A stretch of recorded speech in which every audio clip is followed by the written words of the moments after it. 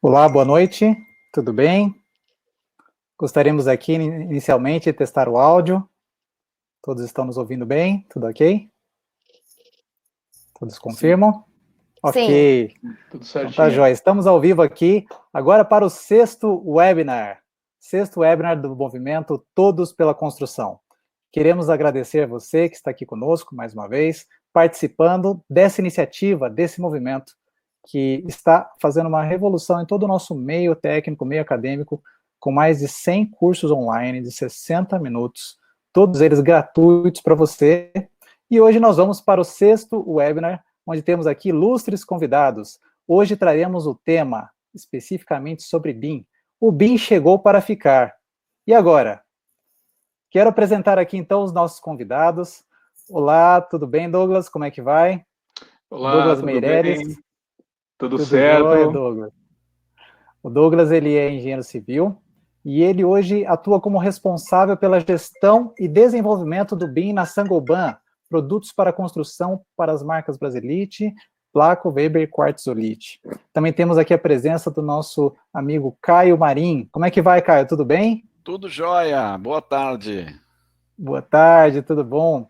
O Caio, ele é arquiteto, sócio fundador do escritório Bate Marim Arquitetos Associados, e ele é membro da Comissão Temporária BIM do CAL São Paulo, vice-presidente das BEA São Paulo, onde também coordena o GT BIM. Muito obrigado pela sua presença, Caio. É um prazer ter aqui conosco. Obrigado por apoiar esse movimento. Eu que agradeço o convite, fico à disposição, espero poder contribuir com o diálogo e para a disseminação do BIM que veio para ficar. Isso mesmo. Olá, Camila, como é que vai? Tudo bom? Olá, boa tarde, tudo bem? Boa tarde, boa tarde. A Camila Kifuri, arquiteta, também nossa convidada hoje. Atualmente, ela está à frente da área responsável pelo desenvolvimento tecnológico em BIM da construtora Método, e vai trazer hoje essa visão específica do dia a dia da construtora, não é isso, Camila?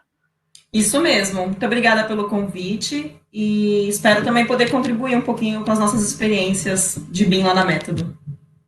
Isso, muito obrigado. Agradecemos muito também a Método por participar aí através da sua presença. E aqui temos conosco então a Miriam, que será a moderadora dessa noite. Olá, Miriam Dor, tudo bem? Oi, Davidson, tudo bem? Tudo bem? Palestrantes aí, nossos colegas que vieram nos ajudar aí nessa tarefa do BIM. Obrigada pelo convite, do Todos pela Construção. Estamos aí para ajudar nessa moderação. Então tá ótimo, a Miriam, ela é arquiteta, então ela é focada em BIM, né, na área de engenharia focada em BIM, com várias certificações, Virtual Design Construction pela Stanford University, e hoje ela é sócia-diretora da empresa Adora Associados, com foco em coordenação e compatibilização de projetos e projetividações em BIM desde 95, também conselheira titular do CAL, coordena as comissões de BIM, enfim, hoje temos aqui uma equipe seleta para tratar desse assunto de BIM, para você que veio aqui hoje, vamos ver que ele veio para ficar. É um grande prazer, essa iniciativa é uma iniciativa da Eto Soluções, da Construliga, da Associação Brasileira de Cimento Portland, do SNIC, do movimento Compre do Pequeno do Sebrae, e também da ConstruLearning, a mais nova empresa de cursos, treinamentos e capacitação no mercado, uma iniciativa da Construliga e da Etos. Uma boa tarde e, Miriam, por favor, agora é com você.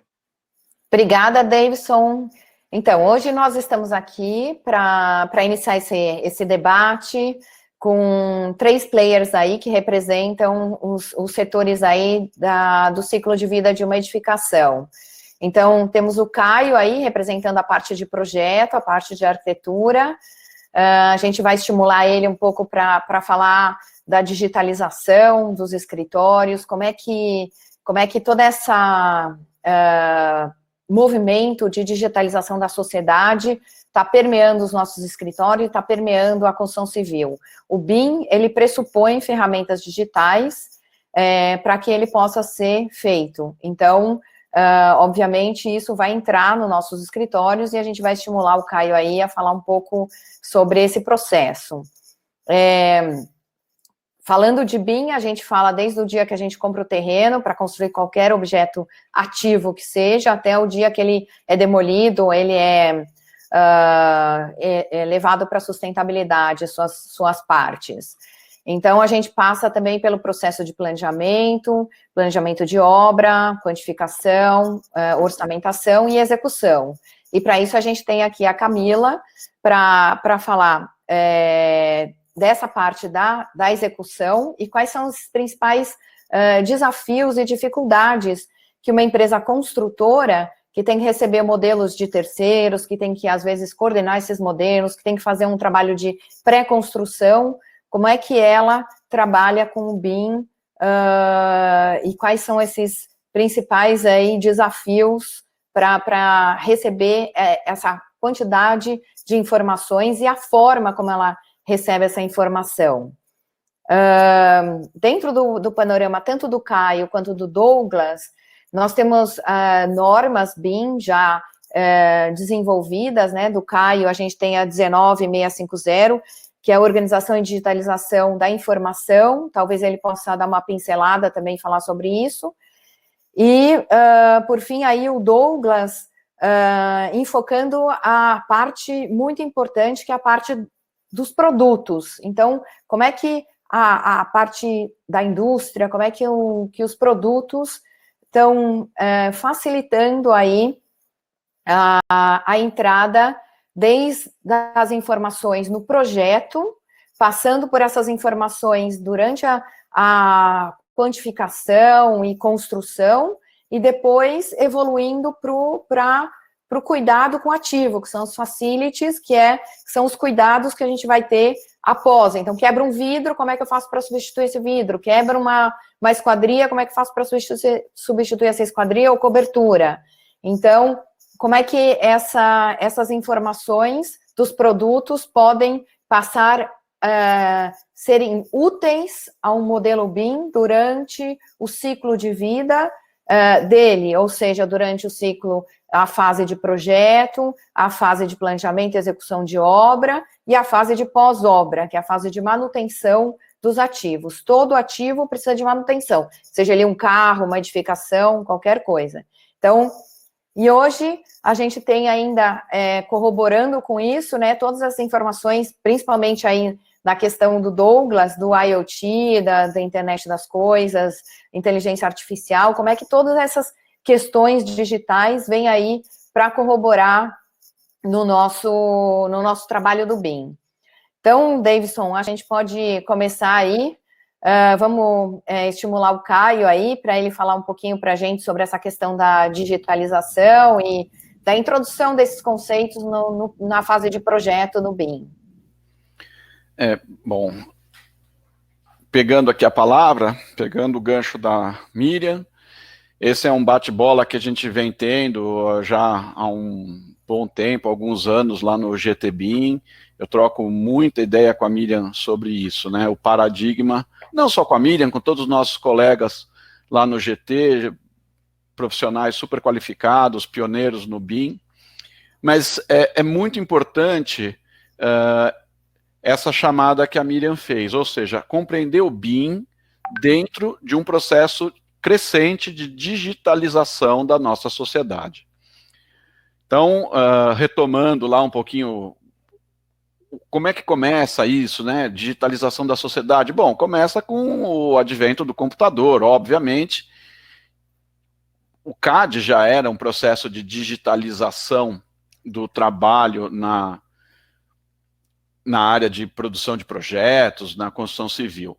Mas ele não era BIM. Mesmo as maquetes 3D, as imagens, os modelos virtuais de imagem para representação de edificações, que existem há muitos anos, também não eram BIM, né? E eram já digitais. Ou seja, a gente tem um processo crescente que ganha em complexidade. E o que aconteceu que esse termo digitalização tomou um novo sentido? Aconteceu a internet, justamente. Aconteceu um processo de comunicação das pessoas na sociedade que realmente transformou formas tradicionais de relacionamento, comunicação, produção, etc. Então a internet começou lá com comunicação, né, e-mail, né, a primeira coisa que todo mundo massivamente utilizou na vida prática da internet foi o e-mail, e aí o fax foi a primeira vítima, né, da internet. Depois a gente teve um incremento de relacionamentos, então as mídias sociais, os blogs. Gente, eu estou fazendo uma pincelada por cima para ilustrar, né? É óbvio que isso é bastante mais complexo, mas tem um roteirinho aí, né? Comunicação, relacionamento, depois o segundo grande passo são as compras pela internet, é o e-commerce, e daí a gente mergulha nos processos de produção e a coisa aprofunda. Olhando para o setor da construção civil, o que acontece com a gente? O que transforma dentro dos escritórios de arquitetura ou de projeto de cálculo, etc. Ou seja, a gente já tinha um monte de computador, a gente já fazia projeto no computador há um tempão. Eu, que entrei na faculdade em 1990, exatamente, foi muito interessante, porque eu entrei na faculdade, a produção dos projetos ainda era feita à mão. Eu comprei o meu kit de canetas nanquim, compasso, etc., um monte de coisa, e quando eu saí da faculdade, em 96, não usava mais. Eu nunca profissionalmente produzi uma planta vegetal no meu escritório, nos escritórios onde eu trabalhei. E eu, desde cara, eu gostei muito de adotar o computador. Eu também, ao mesmo tempo, adoro desenhar à mão, tenho um grande prazer nos desenhos manuais, pinto, desenho e tal, mas a produção do projeto sempre me pareceu que a ferramenta do computador era um ganho fantástico. Nunca me foi estranho. E até por essa afinidade com o computador, muito no início da minha carreira eu já dei de cara com um software paramétrico, que foi o ArchiCAD, lá em 97, naqueles idos de antanho. E eu falei, é isso aqui. Faz muito sentido a gente, visto que tem uma ferramenta poderosa, trabalhar em tridimensionalidade e não em 2D. Mas lá em 97 não era BIM. Por quê? O que o BIM é diferente de um desenho 2D? Dentro desse processo de digitalização e comunicação. A chave para entender a diferença é a informação que você agrega ao desenho. E aí eu fiz umas pesquisinhas aqui para poder ilustrar legal isso para quem ainda não mergulhou no universo do BIM, está tentando entender. É o seguinte, existe uma grande diferença do desenho 2D para o desenho 3D, não só na sua representação. O desenho 2D, ele tem uma representação simbólica do edifício ou do elemento construtivo. E isso é uma informação que eu fui buscar lá da Regina Ruschel, que é uma professora fantástica que explica muito bem esses conceitos. Mas vamos lá. A diferença entre a representação simbólica de uma viga, a representação simbólica de uma parede, e a construção virtual dessa mesma viga ou dessa mesma parede no modelo BIM. Quando você clica dentro de um arquivo do AutoCAD, clica em cima daquela linha, lá vai estar lá escrito linha sólida, pena 2 vermelha, ou pena 2 amarela, enfim. É essa a informação que você tem. Quando você clicar no elemento parede dentro de um projeto BIM, ele, além da informação do prisma, do tamanho, de comprimento e dimensão daquela parede, ele vai ter uma série de informações associadas. Parede número tal, no pavimento tal, construída com um tal material e com tais características de... Aí você pode acrescentar várias informações, como resistência ao fogo, desempenho acústico, e por aí vai. Bom, então você tem um super arquivo. E o que isso muda? Muda que as informações desse arquivo, as informações que estão apropriadas nesse arquivo digital, elas têm que circular, não podem ficar só com você. Então, o processo de digitalização do nosso setor significa um processo onde as informações do projeto, elas vão migrar do escritório de arquitetura para o escritório de desenvolvimento de estruturas, para o escritório de desenvolvimento de instalações hidráulicas, de uma forma íntegra, ou seja, dentro do mesmo modelo, e este mesmo modelo vai também migrar para as informações da construtora. Ou seja, nós vamos apropriar todo aquele processo de digitalização, que é comunicação, relacionamento e compras, e no nosso caso, processo, para desenvolver os nossos projetos. Então a gente vai se comunicar mais com as nossas equipes e com as equipes que estão participando do projeto. A gente vai trocar a mesma informação com eles. E como que isso pode acontecer? Uma das características mais interessantes do BIM, que envolvem essas ferramentas tecnológicas, é o compartilhamento, né? Que é a outra palavra que aparece muito quando a gente fala de BIM. Quando a gente fala em compartilhamento, e para usar um exemplo bastante concreto, bastante prático, o arquivo de arquitetura que a gente está ali desenhando no escritório é o mesmo arquivo, que todos da equipe do escritório vão estar compartilhando. Então já tem um compartilhamento interno no escritório de arquitetura.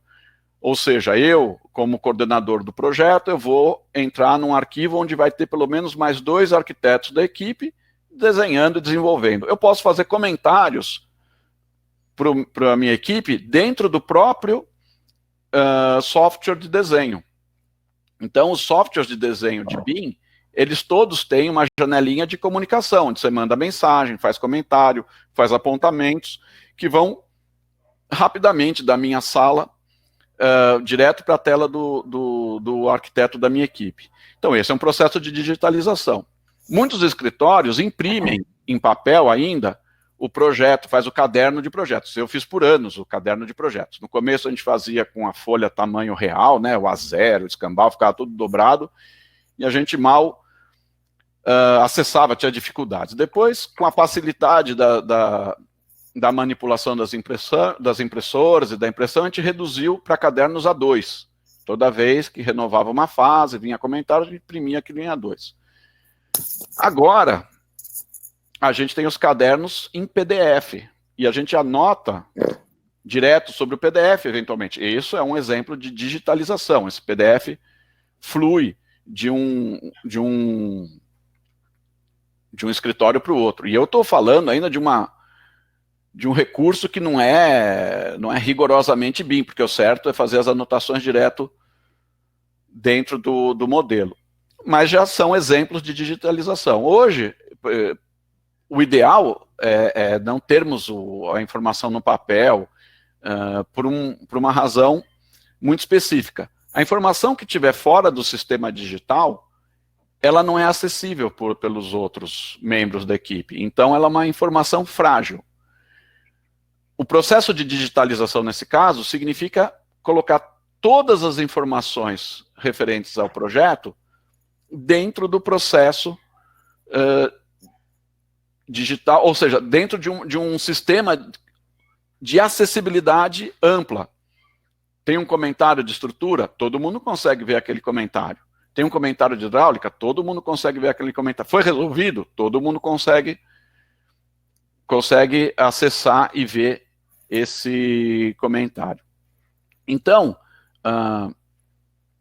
retomando um pouco, o processo de digitalização significa apropriar para dentro dos escritórios de arquitetura essa transformação nas comunicações, nas telecomunicações que a sociedade como um todo está tendo. Para isso funcionar, para que isso dê certo, para que a minha porta seja reconhecida como uma porta no escritório dos colegas, para que aquele prisma achatadinho e comprido que eu modelei seja entendido como uma laje na construtora ou pelo calculista, que ele vai substituir pela laje dele lá calculada direitinho, tem que ter uma linguagem comum. Por isso tem a norma que disciplina a forma como a gente vai colocar essa informação dentro dos modelos. É fundamental que todos usem as mesmas linguagens. Então agora eu vou começar a usar alguns terminhos. O BIM tem muitos acrônimos, muitos termos, muitas siglas. Eu vou tentar evitar ao máximo entrar nas siglas, mas elas são incontornáveis, né? O BIM, propriamente dito, já é uma sigla, ele tem um sentido, para quem ainda não sabe, que é o Building Information Model ou Building Information Modeling, que, na nossa tradução para o português, é a modelagem da informação da construção. A Miriam pode sempre me corrigir, né? Porque, afinal de contas, ela é a nossa autoridade e se eu pegar aqui, então, ela faz um adendo aí. Eu queria só, eu acho super importante tudo isso que você está falando, que são conceitos que estão por trás aí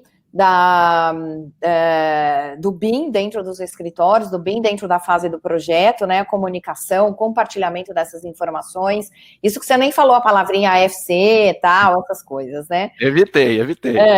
E aí a gente vai ter que passar a palavra para os colegas aí também, então queria que você fosse dando uma amarrada aí no final, tá, e para a gente poder passar para a Camila. Bom, então, resumindo isso, o BIM que veio para ficar, ele significa que nós vamos operar de forma muito mais intensa um banco de dados de informação. O projeto vai passar a ser um grande banco de dados que associa as informações geométricas com outras informações, por exemplo, de quantificação, de especificação, as cores, os revestimentos, enfim, de durabilidade, de desempenho. A norma de desempenho tem que estar descrita dentro das informações contidas no modelo, e essas informações têm que estar feitas de uma certa forma, dentro de uma norma, para que todos sigam a mesma linguagem e para que esse modelo seja lido em diversos softwares. E, idealmente, dentro desse mundo da digitalização, a gente está num processo intermediário, não é mais o processo inicial, mas também não é a implantação plena, né? Está todo mundo aí ainda com áreas a se desenvolver, mas para ilustrar, vamos dizer o seguinte, que um projeto de arquitetura modelado usando a metodologia BIM e os softwares com a tecnologia BIM, vão permitir, no limite, ou no ideal, que as informações contidas naquele modelo se traduzam, além dos projetos, das plantas gráficas que vão dar as instruções construtivas para o canteiro, numa série de planilhas que podem entrar, digamos, diretamente no sistema integrado de uma construtora. O sistema integrado de uma construtora, que é o processo de digitalização da construtora, por sua vez, onde vai ter um software que vai integrar toda a operação financeira, de compra, de gastos, de despesa, de RH. Ele pode receber as informações daquele projeto dentro de uma conta específica da obra e já ter lá quantidades, já ter o faseamento da obra e facilitar muito o processo de suprimentos dessa construtora, por exemplo. Então, para passar a bola para os meus colegas, eu quero dizer que no projeto arquitetônico, ou nos projetos do BIM, a gente vai integrar de forma bastante forte as informações de produto e as informações necessárias para a construtora seguir com essa obra a partir do projeto, de uma forma concentrada, em menos arquivos e em menos informações do que aquela pulverização de 150 pranchas de papel, mais umas 16 ou 17 planilhas de Excel, alguns croquis, alguns e-mails e algumas anotações de guardanapo. Isso tudo desaparece e fica concentrado dentro de um único sistema de informações. Depois, se for o caso, Miriam, você me aciona e eu posso falar de forma mais prática, dia a dia, os arquivos, o passo a passo de como a gente trabalha no escritório.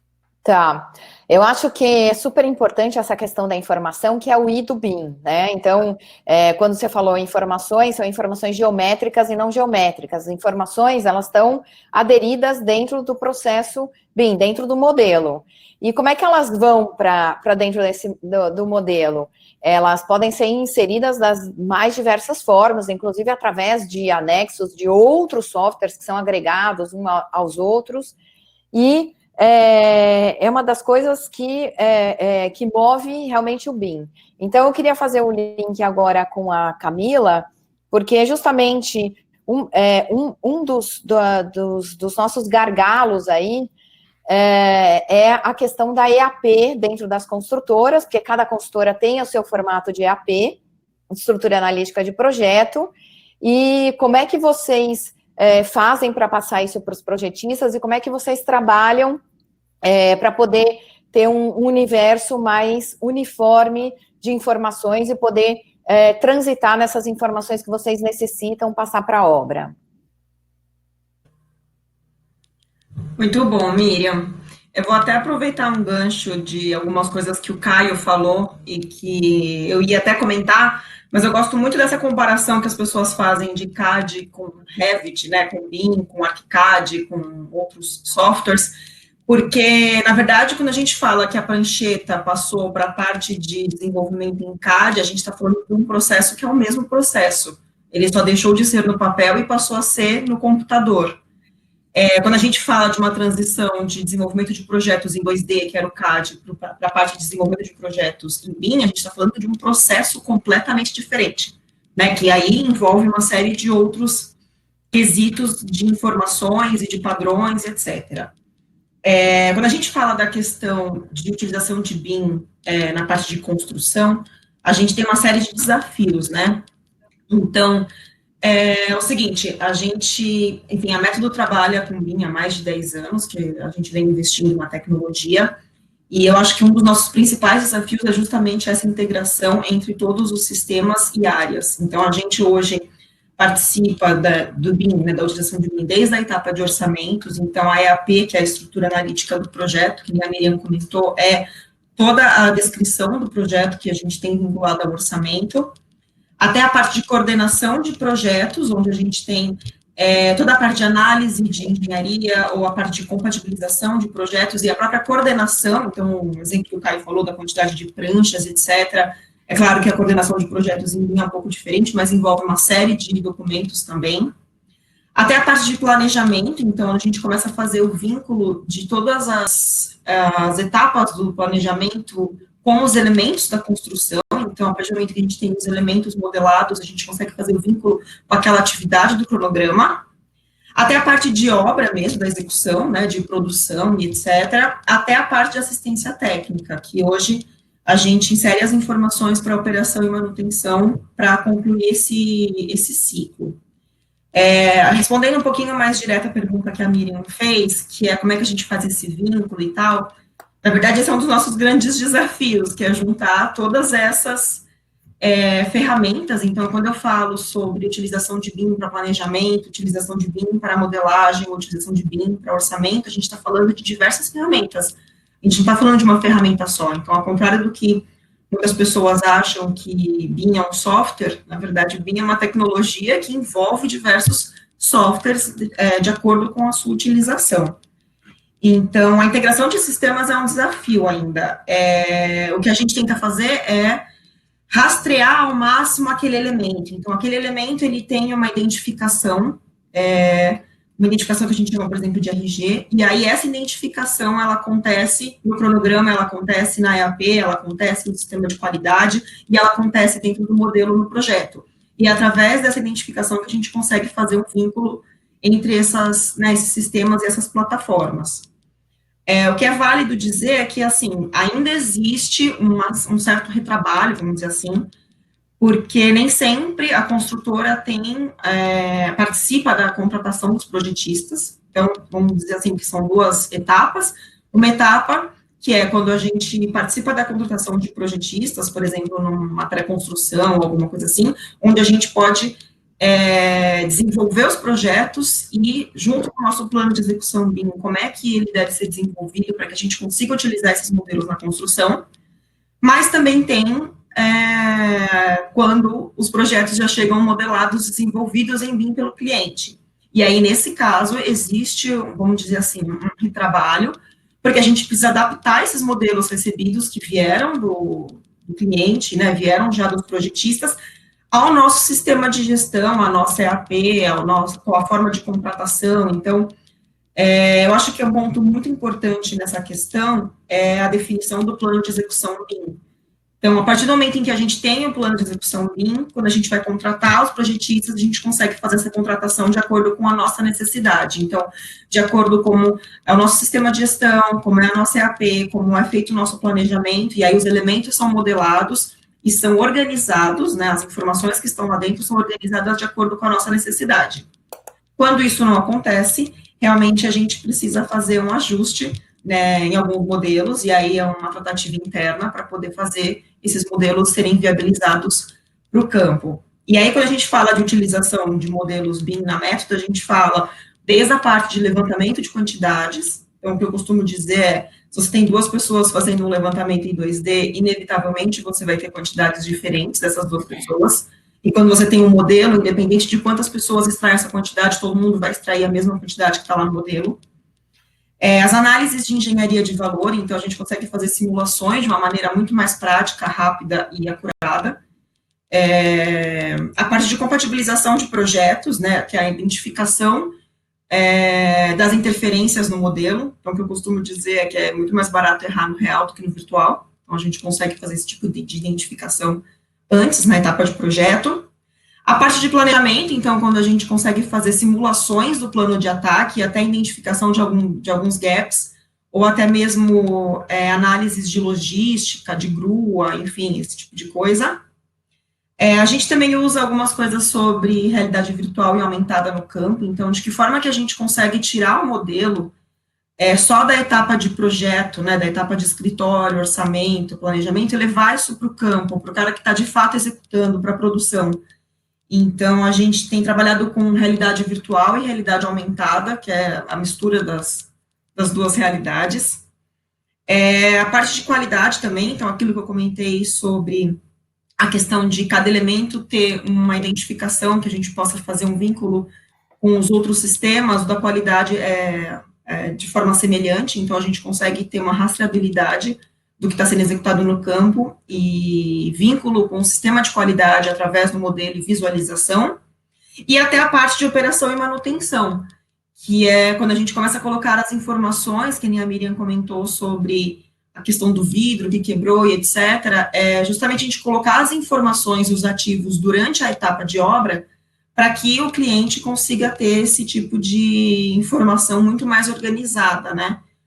O que a gente tem de feedback das últimas entregas que a gente fez de informações para operação e manutenção no modelo para os clientes é que, antigamente, quando a gente entregava uma obra, finalizou a obra, entrega um monte de databook, um monte de nota fiscal, um monte de informações, um monte de projetos as-built, e aí o cliente acabava demorando 6 meses para poder organizar todas essas informações dentro de um banco de dados para gestão de facilities.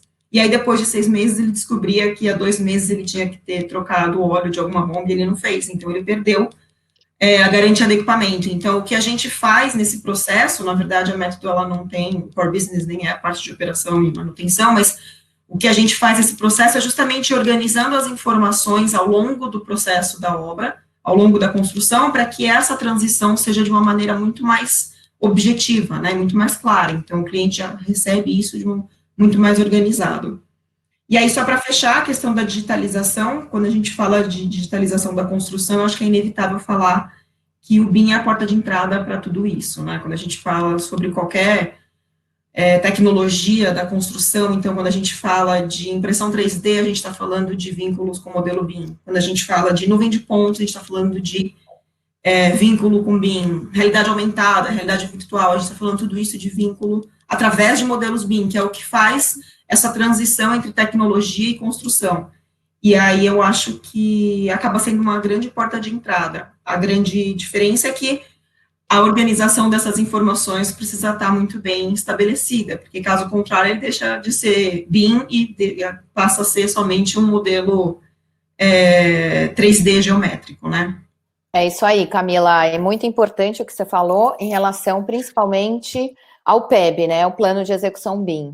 Então, a gente vem discutindo sobre contratos lá nas BEA e todos os projetos que a gente faz em BIM, ele tem que ter esse PEB. O PEB é que vai amarrar tudo isso, que vai organizar né, desde as relações entre as pessoas, a organização dos dados, relação de softwares, estrutura analítica do projeto, qual o uso que vai se fazer desse modelo, para que você vai usar, então, que informação que você vai entrar, para você extrair essa informação corretamente, que nem bem o Caio falou. Então, na sua fala, muito, muito importante isso, a gente não pode deixar de fazer PEB em nenhum projeto que tenha BIM, né? E essa parte da digitalização realmente é incrível, né? O Databook, quando a pessoa recebe, eu já presenciei isso, e até se organizar. Então, volta no que o Caio falou, né? De você ter todas as informações concentradas num só local. Isso é muito importante ver que tem construtoras como a Método que estão fazendo isso e que já estão entregando isso para a gestão de ativos, né, para facilities. E isso realmente é a gestão da informação, né. Dentro disso, dentro desse databook, a gente vai ter informações de produtos, com certeza, né, porque a gente tem os equipamentos, a gente tem os produtos, então, que foram aplicados aí na obra. E aí, vem o nosso amigo Douglas, que ele vai poder contar um pouco para a gente como é que ele está incluindo informação nesses produtos, né? Como é que os produtos podem sair da Saint-Gobain já com essa roupinha da informação, ou seja, eles podem sair inteligentes, eles podem ser aplicados no modelo BIM, eles podem ter vários tipos de uso dentro desse modelo BIM, e se vocês estão se utilizando também da norma, né, que é a 16.354, que são as diretrizes para a biblioteca de conhecimento e objetos, e como é que vocês estão trabalhando essa biblioteca de objetos na gama de fábricas que vocês têm no Brasil, com a quantidade de produtos que vocês têm. Perfeito, vamos lá, Miriam. A gente teve aí uma série de insights bastante interessantes vindo do Caio, da Camila, e foram muitas dessas linhas que nós seguimos para começarmos o nosso desenvolvimento de todas as bibliotecas e informações contidas em cada um desses objetos BIM. Né? Primeiramente, eu acho que não é só a informação do produto, mas sim tudo aquilo relacionado à visão do produto quando nós falamos de solução construtiva. Primeiramente, a gente teve uma mudança conceitual dentro da companhia, onde nós tivemos que deixar de pensar um pouquinho nos produtos em si e passamos a pensar na solução. Ou seja, um sistema de parede, como o Caio bem comentou, quais são as informações desse sistema de parede, quais são as normas, o desempenho e a performance dessa parede, e também quais são os componentes que fazem parte do sistema construtivo, né? Então, essa foi uma mudança muito grande para a gente com relação a conceito dentro da companhia. E dentro dessa linha, nós iniciamos o nosso projeto junto com a Placo, uma das empresas do grupo Saint-Gobain, né, justamente por abordarmos muito mais esse conceito de solução, ok? Com isso, nós criamos objetos e informações com relação à performance, puxando para links de uso, conservação e manutenção dos sistemas construtivos, e logo na sequência, o próprio mercado começou a solicitar a necessidade de informações semelhantes para sistemas de cobertura com a Brasilite, isolação com as linhas da Isover e até mesmo para as linhas de argamassas e revestimentos, como é o caso da linha da Quartzolite, né? Então, para nós, essa construção parte sempre desse conceito de solução construtiva, né? E aí sim, pensando no conjunto, com a aplicação de todas as interferências e eventuais materiais que possam ser aplicados em conjunto com os produtos da Saint-Gobain. Hoje nós temos os objetos publicados em diferentes plataformas. Nós iniciamos o nosso trabalho publicando os objetos na plataforma BIMobject. Logo no ano de 2017, a Saint-Gobain fez uma publicação e a apresentação de uma plataforma própria chamada BIM Library Saint-Gobain, onde nós temos mais de 400 soluções construtivas publicadas e à disposição do público, né? No ano passado, fizemos um trabalho bastante intenso junto à BDI para a publicação dos nossos objetos também na plataforma BIM-BR, onde nós já temos algumas soluções aplicadas lá, tá? E, obviamente, que para a publicação nessa plataforma, nós tivemos um trabalho bastante interessante de adequação de todas as nossas soluções, até então,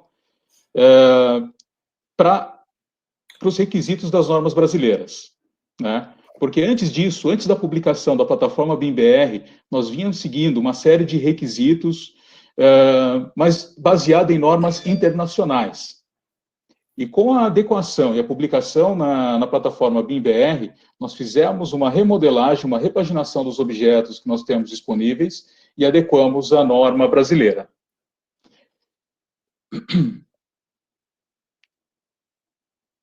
Bom, quando nós falamos sobre desenvolvimento dos objetos, passando a pensar em aplicações em obra, né, nós temos algumas soluções também que foram testadas ao longo desse tempo, para aplicação em canteiro e aplicação de realidade virtual também, né? Fizemos alguns testes com a plataforma BIM Open Space, para que a gente pudesse adequar todas aquelas realidades que eram construídas e a aplicação dos produtos em projeto no campo, né? Tivemos algumas aplicações também, junto com outras companhias, como a Connect Data, para que a gente pudesse melhorar o rastreamento das soluções, ou seja, todos os materiais eram quantificados e especificados dentro das fábricas da Saint-Gobain, e durante o processo de envio até a obra, era possível o rastreamento desses materiais até o uso no canteiro, né? Foram algumas alternativas, além daquilo que o BIM oferece hoje, mas como a Camila bem comentou, o BIM, para nós, é apenas o começo, é apenas a base para que a gente possa aplicar uma série de outras soluções de aplicações digitais. Não só com relação a rastreamento, não só com melhoria dos quantitativos e melhor acuracidade no levantamento desses materiais, mas até mesmo na simulação de desempenho e aplicação desses produtos em loco. Por isso, a informação contida e a mudança do conceito para a interpretação como uma solução construtiva foi essencial para que a gente pudesse fornecer as informações adequadas para os projetistas e para a obra.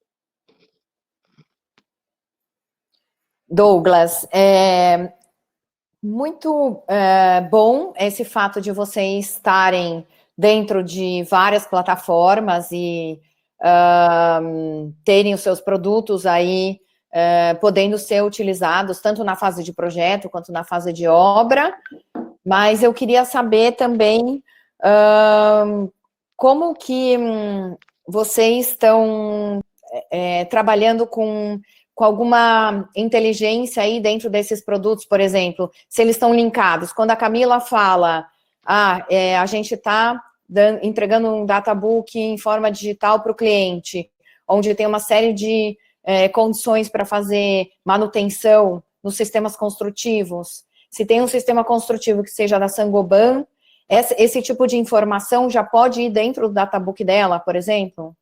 Uhum. Bom, hoje essas informações podem sim ser incluídas no databook da Camila, tá? Mas é importante pensar, Miriam, que hoje nós estamos trabalhando de forma muito personalizada, tá? Por quê? Todos esses trabalhos, essas iniciativas que nós tivemos, foi para identificar um pouquinho e sentir um pouco da realidade de mercado, e para entender se o mercado estava preparado para a aplicação de todas essas soluções, tá? Fizemos alguns testes, partimos para algumas obras, trabalhamos em conjunto com uma série de clientes e entendemos que hoje essa realidade ainda não é, infelizmente, ainda não é uma realidade do nosso mercado, mas concentrada em algumas construtoras que estão à frente, como o caso da própria Método. Sabemos que hoje é um case de bastante sucesso, com uma série de aplicações de BIM interessantes e muito além daquilo que o mercado tem como realidade hoje, né? Então, nós trabalhamos, sim, de forma personalizada, sempre quando temos esse relacionamento e o fechamento de negócios com algumas obras, né? Mas não é uma entrega geral para o mercado. Temos algumas soluções e parceiros que podem nos ajudar nessa conexão, inclusive com a introdução de códigos de barras ou QR codes dentro dos próprios objetos BIM, para linkar com as aplicações de entrega dos produtos em obra, mas hoje ainda são realidades muito específicas, não é algo que nós entregamos on demand e a toque de caixa ao mercado. E vocês têm algum planejamento sobre isso? Temos sim. A gente tem feito esse contato estreito junto com as construtoras e com o mercado, Miriam, para entendermos, né, o melhor momento para introduzirmos essas soluções no mercado, né? Enquanto isso, nós estamos acompanhando com iniciativas um pouco mais alinhadas à estratégia BIM-BR, tá? Ou seja, nós estamos seguindo com as publicações dos objetos inicialmente, adequando os nossos objetos a todas as normas, fazendo um movimento grande de publicação nas plataformas e promovendo o uso do BIM junto com outros fornecedores, porque sabemos também que as nossas soluções, de forma isolada, se eu entregar o meu objeto BIM para método, por exemplo, de nada adianta se outros fornecedores também não seguirem o mesmo movimento. A gente precisa de um movimento da cadeia para que a gente possa entregar a solução para as construtoras, para os projetistas, arquitetos, enfim. Entendi. A gente tem muitos ouvintes aqui acompanhando nossa webinar e nós temos algumas perguntas e eu queria passar para vocês. Algumas eu vou encaminhar diretamente para a pessoa, depois se alguém quiser fazer alguma complementação, tá? Então, temos uma pergunta aqui para a Camila, para saber qual o sistema que a Método usa para fazer um orçamento em BIM. Na verdade, quando a gente fala sobre todos os sistemas que estão integrados, a gente não tem um sistema que faz tudo em BIM, né? Então, a gente tem um único sistema que faz orçamento, faz planejamento, faz a modelagem, faz a qualidade, faz o pós-obra, etc. Então, são alguns sistemas. Existem alguns softwares que fazem orçamento em BIM, sim. Então, a gente também já teve algumas utilizações, como é o caso de experiências que a gente teve do Vico Office, que é um software da Trimble, mas eu acho que o que é mais relevante hoje é a gente conseguir fazer a integração de todos os sistemas, e é aquilo que eu comentei, sobre você ter a mesma identificação para os elementos para você conseguir. Porque por diversas vezes a gente fala sobre um sistema que faz tudo em BIM e, na verdade, a gente acaba meio que se frustrando, porque cada empresa tem o seu processo, né, a sua forma de trabalho, o seu sistema de gestão, e aí a gente acaba tendo muitas particularidades. Então, na verdade, existem softwares que fazem orçamento em BIM, existem plugins que fazem vínculo de orçamento em BIM, que a gente também já testou, né, mas eu acho que o X da questão, na verdade, é de que forma você consegue integrar o seu modelo a todos os seus sistemas de gestão, porque a gente nunca, assim, não num futuro próximo que eu enxergo, a gente não vai ter um sistema que integre tudo isso que eu estou falando, e isso até me assusta um pouco quando a gente fala de um sistema que integre tudo. Então, a gente precisa achar uma forma de como ter essa rastreabilidade e essa junção através do modelo e seus elementos. O problema é que nós temos ainda numa fase de transição. Então, algumas vezes, vocês são contratados como construtor e não tem ainda todas as informações em objetos paramétricos. Então, você acaba recebendo tabelas, DWG, e você tem que fazer aquela adaptação, conforme você comentou. Também perguntaram qual que é o tamanho do seu time BIM aí, para poder fazer todo esse trabalho de adaptação. Me permite um comentário? Lógico, pode entrar. O sistema que vai permitir a integração de todos os softwares é o sistema de normatização da informação. Se a gente tiver uma normatização da informação, como a gente tem, está trabalhando arduamente, tem muita gente trabalhando sério e duro para que isso fique normatizado, a gente vai receber do Douglas um objeto biblioteca ou uma ficha de especificação, porque era até uma pergunta depois que eu quero fazer para o Douglas, por exemplo, das argamassas, né, que você não vai ter um objeto que é um baldinho de argamassa, né, ela vem de forma texto, ela é informação que o projetista vai agregar no projeto, aquelas informações, porque o elemento geométrico da argamassa, ele vai nascer do software de modelagem, não lá da biblioteca da Saint-Gobain, mas as informações eu vou trazer da Saint-Gobain, e elas têm que vir dentro de um sistema padronizado, para que, quando eu mandar o meu projeto para a Camila vai conseguir ler que aquela monocapa lá é da Saint-Gobain. E ela vai conseguir orçar, porque ela vai fazer uma cotação do preço da Saint-Gobain do mercado, e ela já vai ter lá a quantidade de argamassa especificamente definida dentro do sistema de informação. Por quê? Se não tiver uma padronização do sistema de informação, é muito possível que quando a Camila leia o meu modelo, em vez de argamassa, ela leia a placa de gesso. E aí? Aí deu problema. Exato. Né? Enfim, esse era o comentário que eu queria fazer, que tem um pouco de link com a norma, né, que nós falamos antes. Sim, já aproveitando... Perfeito, e só para complementar, Caio, durante a construção dos objetos e essas adequações que nós fizemos para a implantação dos objetos na plataforma BIM-BR, esse foi um dos maiores ganhos que nós sentimos durante a construção do modelo.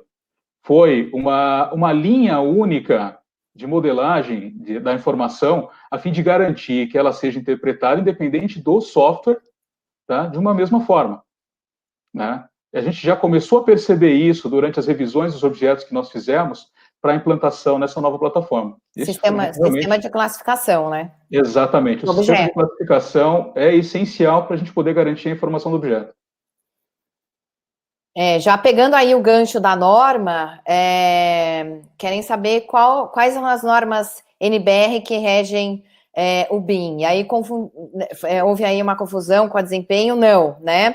Na verdade, a norma de desempenho é uma, as normas que regem o BIM são outras. Aí eu vou passar essa pergunta para o Caio, acho que ele pode dar uma pincelada aí nas normas.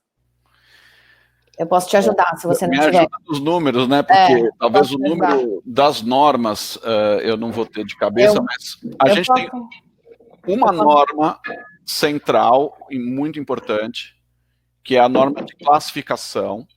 É uma norma que está aí cozinhando já tem algum tempo, mas, grosso modo, é uma apropriação brasileira da OmniClass, onde ela define um sistema de classificação de tudo e qualquer coisa e elemento da construção civil, e ela tem uma série de tabelas, uma série de formas de você se aproximar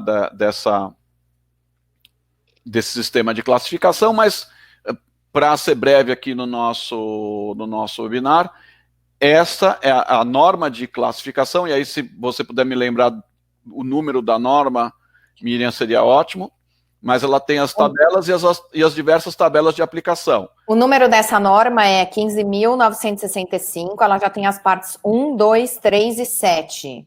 Tá? Ela começou em 2008. A conclusão dessa norma é muito importante para a gente avançar, e ela é uma aplicação, repetindo aqui, uma aplicação do sistema OmniClass, claro, com uma adaptação para a nossa realidade, que é impossível que não aconteça. Então, o que a gente entende, o que a gente prevê, é que os objetos e os elementos de um determinado projeto tenham lá no seu campo de propriedades, um dos campos é um número de classificação. E o que nós esperamos também é que os objetos produzidos pela indústria, porque a indústria vai produzir o objeto real e o objeto virtual, para a gente fazer a nossa construção virtual nos escritórios, o objeto virtual já venha com a propriedade de classificação direitinho lá.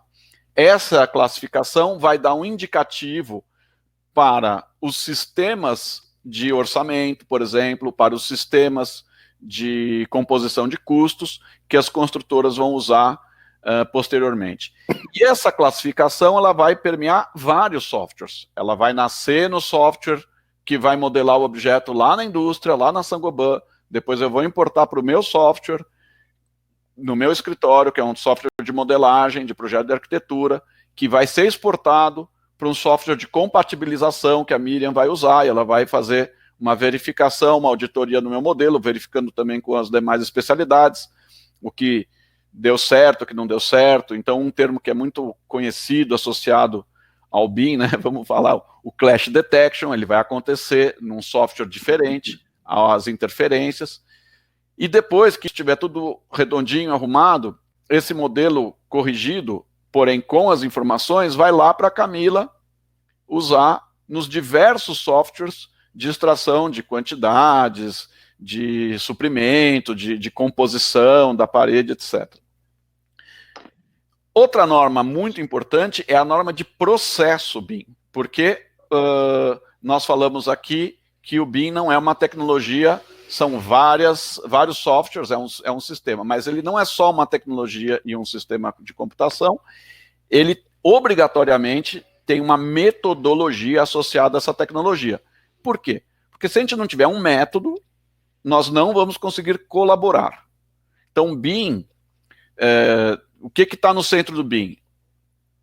A informação, o processo de transferência de informação, que nasce na indústria, depois ele é elaborado, as concepções arquitetônicas ou projetuais das diversas especialidades, que também nascem nos diversos escritórios, todos vão colocar informação, e essa informação vai migrando de um agente para o outro, e vai chegar na construtora, a construtora vai elaborar aquelas informações, e por sua vez, ela também vai transferir essas informações, vai passar o bastão para quem vai operar aquele edifício. Então, o método de como lidar com a informação é fundamental. O método de como trabalhar de forma conjunta também é fundamental, senão não tem trabalho conjunto. Então, o BIM é uma metodologia associada a uma tecnologia que permite essa metodologia, que é para gestão da informação. Então, a segunda norma é a norma de processos, que essa ainda não saiu, que é a nossa norma, essa eu colei aqui, é a 16354, né, Miriam? Essa é diretriz, essa 16354, ela é diretrizes para bibliotecas de conhecimento de objetos. A que você está falando é a 19650. Eu me confundo com os números, perdão. A 19650, certo? Que é a norma de processos, ou seja, como que nós vamos organizar este trabalho fantástico do BIM e que ele consiga atingir o máximo de expectativas possíveis. Então, para isso a gente tem que combinar, todo mundo tem que trabalhar da mesma forma, com o mesmo método, não com o mesmo software, prestem atenção, com o mesmo método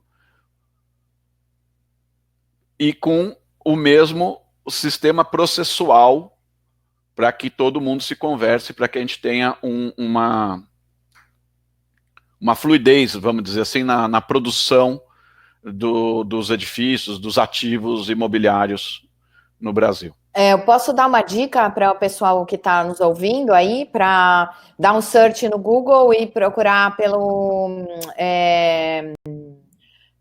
agora me fugiu a palavra, né?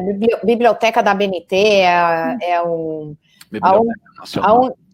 Onde vocês escrevem a palavra modelagem da informação da construção e vão vir todas essas normas BIM aí. Depois a gente pode passar também, porque a norma mãe que o Caio comentou é a 12.006, foi a primeira norma, ela começou a tradução dela de uma norma da ISO, que foi em 2008, depois ela saiu em 2010, depois ela foi revisada em 2018, porque cada vez que a norma ISO é revisada, a NBR também é revisada.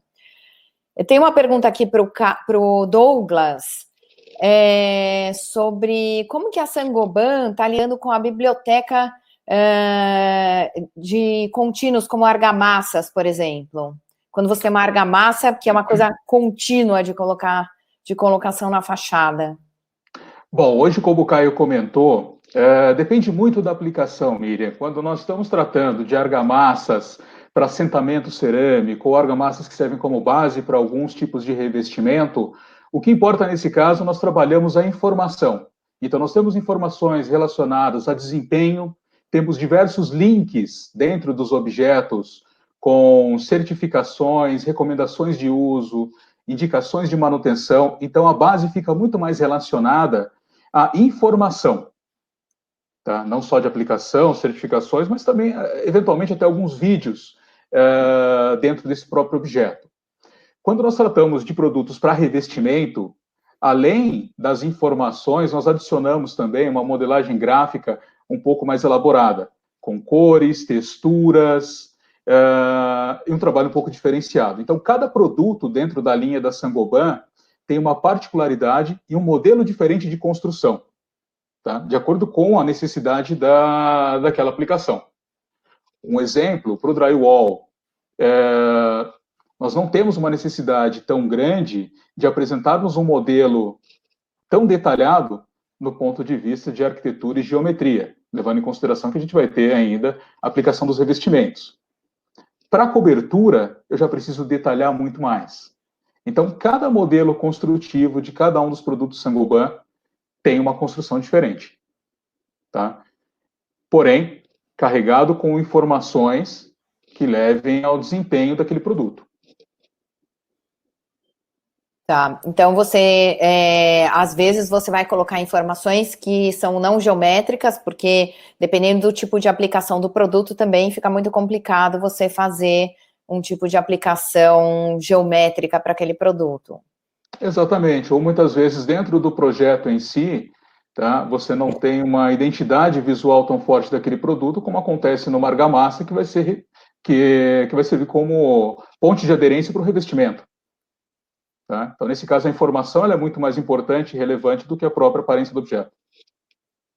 Aí, para vocês, né, acho que é mais para o Caio, para a Camila, sobre o PEB, se existe alguma publicação para orientar na implantação do PEB, que é o Plano de Execução BIM, e o Caio acho que poderia também falar um pouquinho sobre os softwares que são mais utilizados na aplicação de projetos de arquitetura, dos softwares paramétricos. Quer falar primeiro do PEB, Camila? Depois eu posso te complementar. Claro. Vamos lá. Bom, na verdade, além das normas que a gente acabou de comentar, que já existem sobre BIM, existem uma série de publicações sobre BIM, a própria Asbeia tem as publicações BIM, tem CEBI que também publicou, MIDI que também publicou algumas coisas sobre BIM, então eu acho que é bastante importante para quem está começando dar uma lida nesses manuais de BIM e sobre utilização, tem uma bibliografia também interessante para quem está fazendo a implantação de BIM. Eu acho que uma coisa importante, um assunto importante sobre a definição do PEB, né, PEB, BIM Mandate, enfim, cada um chama de alguma coisa, mas no Brasil chamando de Plano de Execução BIM, é você saber qual é a utilização que você tem e você pode ter com os modelos e qual é a sua área de atuação. Então, por exemplo, quando a gente fala sobre o PEB que existe na Método, nem sempre a gente utiliza tudo que está lá em todas as obras, né? Então, a gente precisa definir qual que é a utilização de cada modelo para cada obra, para poder definir qual que é o detalhamento e a organização das informações. Então, claro, a gente tenta fazer a utilização do máximo que a gente consegue de BIM e junção dessas plataformas no sistema de gestão, mas tem coisas que não são relevantes de serem modeladas em algum projeto, ou por conta de tempo, ou por conta de custo, ou por conta de desenvolvimento de projeto em si. Então, assim, eu acho que o ponto de destaque para a definição do PEB, é definir qual que é a sua utilização de BIM. Então, eu posso usar para planejamento, eu posso usar para orçamento, para qualidade, para definição para inserção de informações para operação e manutenção. E também qual é a sua atuação, né? Então, o plano de execução BIM, quando a gente fala de uma construtora, é diferente do plano de execução BIM de um cliente, por exemplo, quando o cliente vai contratar o desenvolvimento de projetos. Né? Então, o que eu acho que eu tenho para pincelar sobre a questão de PEB é isso, né? Interessante isso que você falou por último, né, Caio? Sim, sim. E é bom que você tocou no assunto também sobre o BIM Mandate e plano de execução BIM, né, porque as pessoas às vezes misturam um pouco essas nomenclaturas aí, e no final das contas são regramentos que a gente tem para organizar o sequenciamento de um projeto em BIM. Caio, fala um pouquinho sobre os softwares. Tá. Só fechar aqui a questão do PEB, o plano de execução BIM e a contratação, eu acho que esse ponto é super legal. Comentário breve, né? O contratante, quanto melhor ele entender, Isso serve para qualquer coisa de qualquer um, né? Quanto mais você entende de tênis, você compra melhor o tênis daquele que te interessa. Você não vai comprar um tênis de squash para fazer corrida, mas tem gente que faz isso e depois torce o pé. Você vai comprar um gerador elétrico para uma determinada funcionalidade, você tem que ler, você tem que saber o que eu vou comprar, né? E o BIM é a mesma coisa. Quando você for contratar um BIM, um contratante precisa estudar para saber o que ele quer contratar do BIM. O BIM tem... Nossa, quantos usos, Miriam? Você é mais atualizada nisso, mas são centenas, sei lá, 100 e poucos usos possíveis previstos já. Não, nós temos a bibliografia americana, que tem 25 usos, e a bibliografia da Austrália, que tem mais de 100 usos. Enfim, dá para, né? Já só com 25 já dá para se confundir bem. E o PEB é uma expressão desse entendimento do que você deseja alcançar, quais são os benefícios, quais são os objetivos que você deseja alcançar com aquela contratação.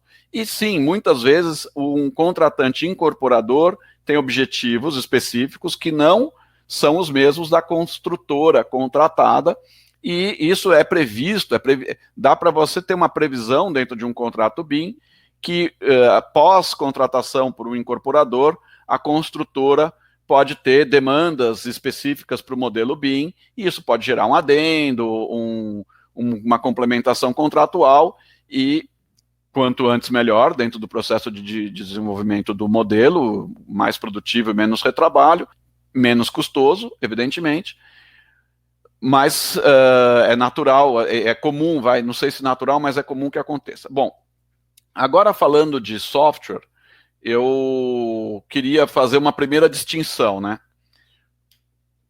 Bom, claro está que BIM não é um software. BIM é uma composição de diversos softwares. E a gente tem grupos de softwares. Então, a gente vai ter softwares de modelagem de concepção, a gente vai ter softwares de análise de modelos, softwares de gestão de informação, softwares de programação que vão comandar o software de modelagem, e nós vamos ter softwares de ensaios, diversos softwares de ensaio. Cada um desses grupos congregam uma série de softwares. Isso sem se falar dos softwares para escaneamento, softwares de apropriação, de leitura de imagens e nuvens de ponto, enfim. Então, nós temos uma série de softwares. No escritório de arquitetura, a gente vai trabalhar principalmente com 3 tipos de softwares. O software de modelagem, o software de programação da modelagem e os softwares de análise do modelo. Então, chegando mais perto. O que seria um software de modelagem? Aí a gente tem Revit, ArchiCAD, o ACA, que é um software que entrou recentemente no mercado brasileiro, italiano. Temos o Vectorworks, aí tem outros softwares que cumprem parcialmente as demandas do BIM, mas talvez não integralmente. O importante é verificar se este software tem certificações do universo BIM, da Building Smart, que é vamos dizer, o selo internacional que atesta que aquele software atende às necessidades BIM. E traduzindo isso num termo mais preciso, o que significa? Significa se aquele software ele é apto a exportar e importar as informações necessárias do modelo BIM num formato específico, que é o formato IFC, que é um formato universal para transferência de informação. E que tipo de informação? Aí o IFC tem uma série de normativas de informação que vai definir que determinado prisma é uma laje, o outro prisma é um pilar, o outro prisma é uma parede. E tudo tem que estar bem organizadinho, bem certinho. Você não pode usar um prisma de parede para fazer uma laje que furou, já vai dar chabu de cara Camila vai dar bomba no seu modelo na hora, se não for a Miriam antes, na hora da verificação dela. Então tem que tomar cuidado com isso. Então os softwares de modelagem, os principais são esses 4 que eu falei, Revit, ArchiCAD, Aka e o Vectorworks. Faltou algum dos principais, Miriam, aqui? Acho que não. Não, acho que não. Não, e o Bentley. E o Bentley, que para infraestrutura. Dos softwares de programação, dos softwares de modelagem, a gente tem o Dynamo e o Rhinoceros. E tem o Grasshopper, que também se usa em associação a esses dois. Então, o que significa software de programação? É isso mesmo, você vai lá e digita linhas de programação para que o software trabalhe por você. A gente está vivendo um processo intenso de aprendizado de máquina, robotização de processos e a produção de arquitetura, de projetos de instalação não está fora dessa dinâmica. Então, os softwares de controle, de programação são fundamentais, tem que estar no horizonte aí de todo mundo que está pensando em BIM. E depois a gente tem os softwares de verificação, falando desses 3 mais do dia a dia do escritório de arquitetura, que são o Navis ou o Tecla, ou o Solibre, que são softwares onde você vai exportar do seu software de modelagem um modelo IFC, você vai abrir esse modelo IFC no software de verificação e vai verificar se o seu modelo IFC está nos trinques, se ele está de acordo, se ele está com as informações direitinho, se ele não está voando no espaço sideral, né, se ele não está lá na Lua, em vez de estar ali na Barra Funda, no lote que estava previsto, e se ele tiver tudo bonitinho, você pode mandar esse software, esse modelo em frente lá para o resto do grupo trabalhar com ele. Mas é óbvio, tem muitos outros softwares, tem que no nosso dia a dia a gente não usa muito, a Camila pode até comentar dos softwares que ela usa na Método, que são os de planejamento e tal, e tem uma outra sigla que vai ficar, cada vez mais tem que ficar no dia a dia dos escritórios de arquitetura, que são as famosas APIs, que são programações que você vai ou mandar fazer, ou comprar pronta, ou descobrir soluções disponíveis no mercado, que vão executar determinadas tarefas. Aqui no escritório a gente trabalha com uma API especificamente que auxilia que os nossos quantitativos sejam traduzidos em composições de execução para orçamento. Então, aquela alvenaria vai virar hora homem, tijolo, cimento, areia, etc. Isso é feito através de uma API, não é dentro do software de modelagem ou no software de verificação. Caio. Oi, desculpe. Eu estou recebendo chamadas aqui que a gente precisa começar a concluir. Então, dirige aí que...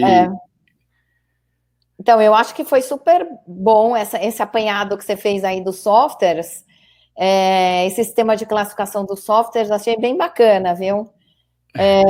E, claro, a gente tem muitas perguntas aqui, depois eu não sei como que vai ser a sistemática de responder, mas tem muitas perguntas interessantes, e 1 hora para falar de BIM é uma pílula, né? É um drops. Então, é um assunto muito extenso, ainda mais com pessoas muito atuantes aqui no mercado, né, com um representante de uma empresa que ganhou o prêmio, que foi a Saint-Gobain, né, ganhou o prêmio BIM, a minha também ganhou o prêmio BIM, Método também ganhou o prêmio BIM, então, a gente está no dia a dia aí do trabalho com o BIM, então acho que foi muito rica nesse pequeno tempo aí que a gente teve para poder trafegar do 2D para o 3D. Quando eu trabalhei na Método, eu que implementei CAD na Método, isso foi 1989, né? Não tinha, era tudo desenho na mão, a gente fazia planta de furação na mão, planta de vedações na mão, e tinha desenhistas, então cada arquiteto tinha seu desenhista, e era uma realidade que é essa que o Caio apontou lá, que ele colocou, acho que 97, né? Mas a gente estava falando de 85, isso, 83, né? 82. Então, são evoluções que a gente vai passando aí durante a nossa vida e a empresa também tem que ir se preparando para notar que está tendo uma onda, que está tendo essa evolução e que ela tem que pegar essa onda. Então, empresas como a Método, empresas como a Saint-Gobain, como os escritórios de arquitetura, que estão, né, já pegaram essa onda e já estão surfando aí nessa onda. Então, o BIM veio realmente para ficar, é uma realidade que não tem volta e a gente tem que avançar nessa realidade, avançar cada vez mais. Então, mesmo que a gente comece com baby steps, os steps não podem parar, a gente tem que engatinhar, andar, correr e continuar fazendo as maratonas aí de BIM. Vou passar a palavra para você, Davidson. Agradeço aí a presença de todos, achei que foi bom, só que o tempo é curtinho. É isso mesmo, Miriam, para a gente deixar com gosto de quero mais, e esse assunto ainda tem muita coisa para a gente discutir. O propósito hoje é que nós reconhecemos que chegou para ficar, e eu acho que o recado que foi dado, né, quero agradecer muito você, Miriam, agradecer também ao Caio, ao Douglas e à Camila, por esse tempo em que partilharam essa experiência tão rica de vocês. Agradecemos a vocês também que estiveram aqui conosco, nos acompanhando. Este e outros conteúdos estão em nosso canal no YouTube, no Todos pela Construção, que é uma iniciativa da ConstruLearning, a Ethos com a Construliga, a ABCP, o SNIC e o Sebrae Nacional. A ConstruLearning, ela está nascendo nesse movimento. É um bebezinho, estamos anunciando hoje aí o novo nascimento aí de uma nova iniciativa. Muito obrigado a vocês. E queremos contar com vocês ainda em outras oportunidades, porque esse assunto certamente voltará, não é? Uhum. Muito obrigado. Uma boa noite a todos. Obrigada. Boa noite. Conta com a gente. Obrigado. Até mais. Boa noite. Tchau, gente. Boa noite. Boa noite.